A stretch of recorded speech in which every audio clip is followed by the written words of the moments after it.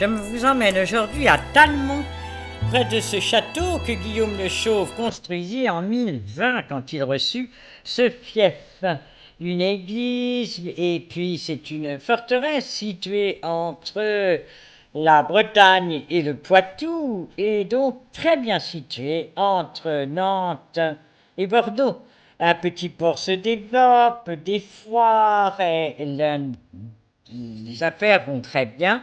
Le château se développe, puis Guillaume de Lezeul agrandit, Raoul III ensuite est sénéchal du Poitou, il agrandit aussi le château. Voilà, on le visite, on a franchi cet escalier à vis dans une des tours qui est toujours debout, puis par des petits couloirs, on arrive à la salle des gardes, avec ce trou dans le plafond qui est assez impressionnant. Puis on prend d'autres escaliers, on monte, on descend.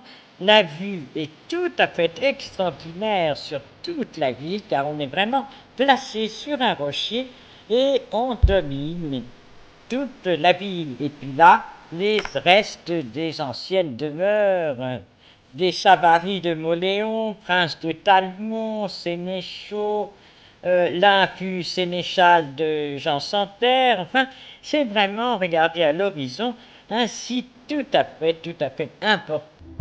En 1233, Louis IX Saint-Louis prend Talmont et à la mort du sénéchal, 1242, le Poitou est à la France. Donc à partir de là, c'est la famille de Thouars et de la Trémouille qui construisent un nouveau logis. Vous voyez là pour l'instant, on descend dans des parties vraiment très anciennes. Il ne reste vraiment rien de la résidence des princes de Talmont, des ducs de la Trémouille.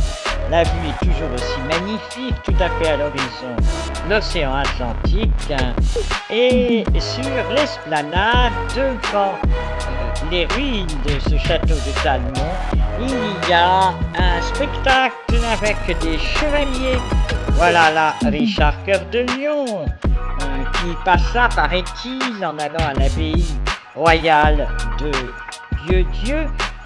Il est là en armure, avec son étendard, et là, ce sont des chevaliers qui font des jeux comme à l'époque du Moyen-Âge. Voilà, ils attrapent, c'est le défilé des Barnières, puis ils attrapent les anneaux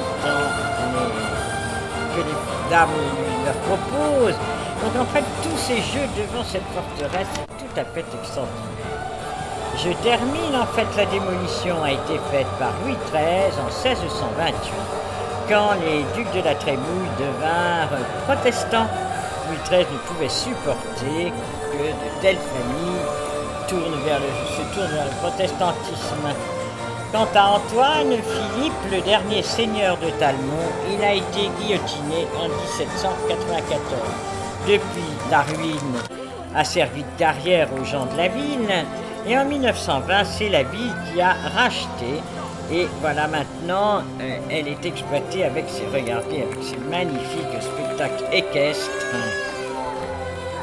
Les touristes viennent vraiment nombreux pour admirer cette vieille forteresse qui maintenant n'est plus au bord de la mer, car à un moment, elle était entourée d'eau 2 fois par jour au moment des marées hautes. Maintenant, la mer s'est retirée.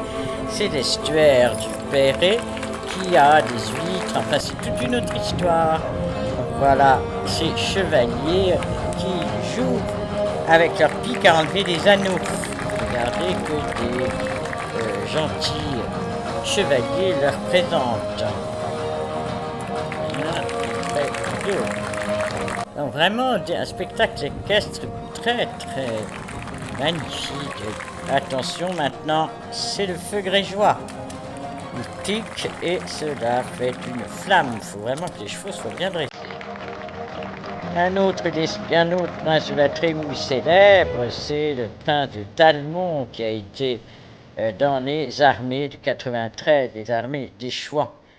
Il combattit pour Dieu et pour le roi et fut fusillé à Vitré devant la maison où il était né. La famille La Trémouille s'est ensuite éteinte dans la famille des princes de ligne. Actuellement, il se nomme prince de ligne La Trémouille. Quittons Talmont-Saint-Hilaire et la côte vendéenne pour aller vers d'autres lieux magiques et quittons à regret ce chevalier. À très bientôt, au revoir.